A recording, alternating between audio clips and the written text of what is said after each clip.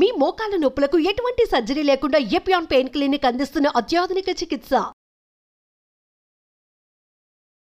38 ఏళ్ల ఎక్స్పీరియన్స్, 16,000 పైగా సర్జరీస్, లక్షల్లో పేషెంట్లు.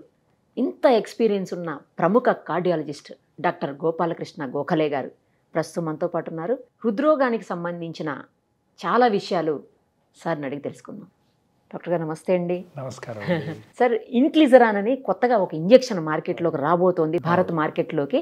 దీంతో 100 ఏళ్ల పాటు హాయిగా బతికేయొచ్చు, గుండె జబ్బులు లేకుండా, ఎల్డిఎల్ స్థాయిల్ని బాగా తగ్గిస్తుంది అని చెప్పేసి బయట చర్చ నడుస్తూ ఉంది. మీరు చెప్పండి.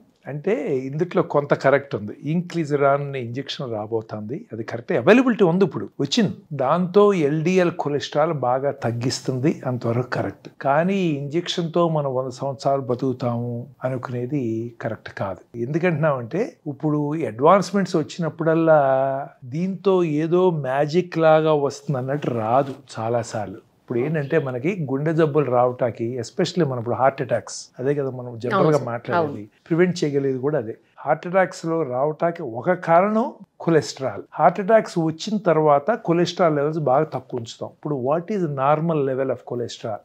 ఇప్పుడు ఇందులో గుడ్ కొలెస్ట్రాల్, బ్యాడ్ కొలెస్ట్రాల్ ఉన్నాయి కదా. ఇప్పుడు టోటల్ కొలెస్ట్రాల్ ఏంటంటే జనరల్ గా 150 to 250 రేంజ్ చెప్తాం బ్లడ్ లో, మిల్లీగ్రామ్స్ పర్సెంట్ అని. అది హార్ట్ జబ్బు ఉన్న వాళ్ళకి ఇంకా తక్కువ ఉండాలి.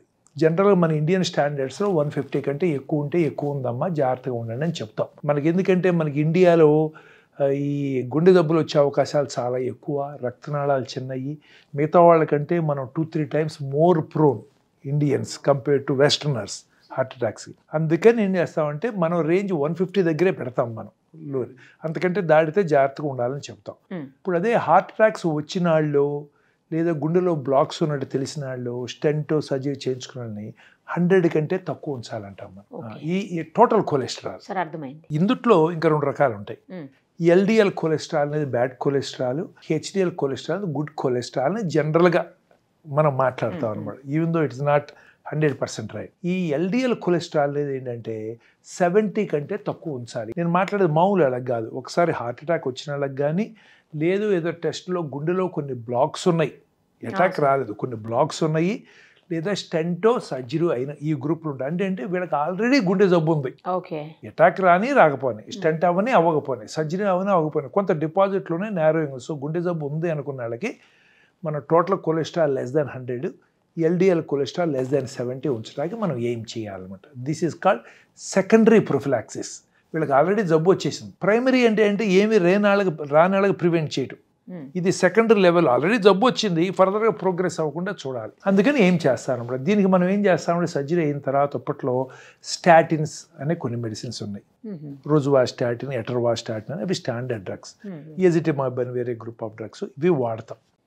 వీటికి ఏంటంటే ఒక డోస్ రేంజ్ ఉంటుంది కదా, ఆ డోస్ దాటి మనం ఇవ్వలేం, సైడ్ ఎఫెక్ట్స్ వస్తాయి. కొంతమందికి అవి ఇస్తే మజిల్ పెయిన్స్, క్రాంప్స్, లివర్లో ఎంజైమ్స్ తేడాలు వస్తాయి. కొంతమందికి ఇవ్వాల్సినంత డోసు, ఈ లెవెల్ తగ్గించేంత డోస్ ఇవ్వలేము మనం మెడిసిన్స్, సైడ్ ఎఫెక్ట్స్ వస్తాయి. లేదు మనం సరిపడా ఇవ్వాల్సిన డోస్ ఇచ్చినా తగ్గట్లా, మరి అటువంటిప్పుడు వీళ్ళకి మళ్ళీ ప్రాబ్లమ్స్ వచ్చే అవకాశం ఉంది. కాబట్టి ఇప్పుడు వీళ్ళకి ఏం చేస్తామంటే ఈ ఇంక్లిజరాన్ అనేది హెల్ప్ చేస్తుంది. అట్లాగే కొంతమందికి ఏంటి by birth cholesterol is very high, గుండె జబ్బు రారా, cholesterol is very high, by birth కూడా ఉంటుంది, వాళ్ళకి పనికి వస్తుంది ఇంక్లిజరాన్. సో అందుకని అంటే inclisiran as of now when we give regular medicines, ఆ రావాల్సిన లెవెల్కి కొలెస్ట్రాల్ రావట్లేదు మెడిసిన్స్ ఇచ్చినా, లేదా ఈ మెడిసిన్స్ టాలరేట్ చేయట్లేదు సైడ్ ఎఫెక్ట్స్ అనుకున్నా కానీ ఇంక్లిజరాన్ వాడతాం. ఎందుకంటే ఇది కొత్తగా వచ్చింది, చాలా ఎఫెక్టివ్.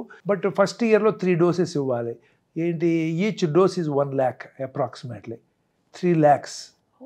ఇప్పుడు సెకండ్ ఇయర్ నుంచి 2 ఇంజెక్షన్లు వన్స్ ఇన్ 6 months ఇవ్వాలి, 2 lakhs per year. It's not cheap. Sir అలా అప్ టు ఎప్పుడు దాకా ఇవ్వాలి? మనిషి లైఫ్ లాంగ్. ఇప్పుడు మనం అనుకుంటూ లైఫ్ లాంగ్, మళ్ళీ 5 years చేసి కొత్త డెవలప్మెంట్ వచ్చి ఇంత ఇస్తే ఇది ప్రాబ్లం ఉంది అని స్టాండర్డ్స్ మారచ్చు. బట్ యాజ్ ఆఫ్ నౌ మనం అనుకున్న రేంజ్లో ఉంచాలి అంటే ఇది ఇస్తేనే తగ్గుతుంది అనుకున్నప్పుడు ఈ 2 సిచ్యువేషన్స్లో, ఒకటి టాబ్లెట్స్ పడినాళ్ళకి సరిపడా ఇవ్వలేకపోతున్నాం, సరిపడా ఇచ్చినా తగ్గలేదు అనుకున్నప్పుడు ఇంజెక్షన్ ఇస్తాను అనమాట. ఇప్పుడు ఇది అందుకనే వద్దు, తగ్గుతుంది కానీ తగ్గినంత మాత్రం రావాలని లేదు. ఇది కరోనరీ ఆర్టరీ డిసీజ్ అనేది మల్టిపుల్ ఫ్యాక్టర్స్ ఉంటాయి ఇందులో.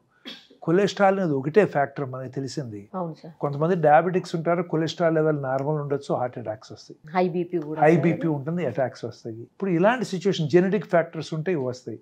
సో ఇది కొంతవరకు మనం ప్రివెంట్ చేయడానికి హెల్ప్ చేస్తుంది. అంతేగాని ఇది వాడితే మనకి లైఫ్ లాంగ్ హార్ట్ అటాక్స్ రావు అనేది మాత్రం కరెక్ట్ కాదు. ఇంతకుముందు ఏం చేయలేకపోయేవాళ్ళం మనం, ఇప్పుడు ఇది వచ్చింది కాబట్టి ఇది అడ్వాన్స్మెంట్ ఇన్ థెరపీ, చాలా ఫాస్ట్గా తగ్గిస్తుంది. ఇప్పుడు స్టడీస్ జరుగుతున్నాయి ఏంటంటే ఈ స్టాటిన్స్ అవన్నీ లేకుండా కూడా ఎఫర్డబిలిటీ ఉంటే డైరెక్ట్గా ఇంక్లీజరాన్ ఇచ్చేస్తే రోజు టాబ్లెట్ వేసుకునే పని తప్పుతుందిగా. ఒక 6 నెలలకు ఒక ఇంజెక్షన్ చేయించుకుంటే మర్చిపోతాం మనం ఉంటుందని. ఇవన్నీ ఎన్ని చేసినా మనిషి యాటిట్యూడు, ఫుడ్ హ్యాబిట్స్ మారాల్సిందే. అర్థమైందా? ఇది చేసేసి మన ఇష్టం వచ్చినట్టు మనం తింటాము, తిరుగుతాము, తాగుతాము అంటే కుదరదు. ఇవన్నీ చేస్తాం, మళ్ళీ డైట్ రెస్ట్రిక్షన్స్ ఉండాలి, ఎక్సర్సైజ్ ఉండాలి, అవన్నీ నార్మల్, అవన్నీ చేయాల్సిందే. అవన్నీ కూడా ప్లాట్ఫామ్, ఆ ప్లాట్ఫామ్ మీద ఈ డ్రగ్స్ ఇవన్నీ పనిచేస్తాయి అన్నమాట. సో ఇదేదో వచ్చేసింది, ఏదేదో అయిపోతుంది అని చాలా మంది అసలు దీని గురించి చర్చిస్తా ఉన్నారు సార్ ప్రజెంట్. అది మన అపోలో నుంచే. అంటే ఏమైందంటే ఈ వాట్సాప్ గ్రూపులు ఉన్నాయి కదా, వాట్సాప్ గ్రూపుల్లో ఇవి అసలు అది గో లైక్ వైరల్ అంటారు కదా, వైరల్ లాగా వెళ్ళిపోతాయి. ఇటువంటి మీకు సర్జరీ అవసరం లేదు, ఈఈసిపి చేయించుకుంటే చాలు. అసలు ఎంత స్ప్రెడ్ అయిపోయిందంటే సర్జరీ వచ్చిన మాకు ఈఈసిపి చేయించుకుంటే పోతుందా అంటారు. వాళ్ళకి మళ్ళీ అది అండూ చేయడానికి అరగట పడుతుంది మాకు. అట్లాగే ఇంక్లీజరాన్ కూడా ఏదైనా మనకి ఏంటంటే ఇది లైఫ్ లాంగ్ అవసరం లేదు, నీది ఒకటి వేసుకుంటే అబ్బా జీవితం అంతా పని అయిపోతుంది, అటువంటి we get attracted. A problem లేకుండా 40 years దాటిన వాళ్ళు కూడా ఇది తీసుకోవచ్చు అని కూడా అది కూడా స్ప్రెడ్ చేశారు. లేదు స్ప్రెడ్ చేస్తారు, అది కరెక్ట్ కాదు. 40 years దాటిన వాళ్ళైనా హై కొలెస్ట్రాల్ ఉండి మందులకు తగ్గకపోయినా లేదా బై బర్త్ వచ్చే కొలెస్ట్రాల్ లెవెల్స్కి కానీ ఇది పనికి వస్తుంది. అంతేగాని మనం ప్రతి మెడిసిన్, ట్రస్ట్ మీ, ప్రతి మెడిసిన్ ఈజ్ అ పాయిజన్. ఎల్లోపతిలో అంతవరకు show, I cannot tell about anything. నాకు మిగతా ఒకటి సంగతి తెలియదు. ఎల్లోపతిలో నథింగ్ ఈజ్ న్యాచురల్. ఇవన్నీ మనం ఎక్స్ట్రాక్ట్స్ తీయండి, ఏదన్నా చెయ్యండి, ఏదన్నా ఏంటంటే ఆ డోసులు ఎవరి మెడిసిన్ ఈజ్ అ పాయిజన్. మరీ అవసరం తప్పితే వాడకూడదు, వాడినప్పుడు సరిపడా డోసుల్లో వాడాలి. మనం 5 రోజులు తీసుకుంటే రోజు ఒక టాబ్లెట్లు బదులు ఒకే రోజు సార్ 5 టాబ్లెట్లు తీసుకుంటే పని అయిపోతుంది కదా అంటే దాని పని కాదు, మన పని అయిపోతుంది.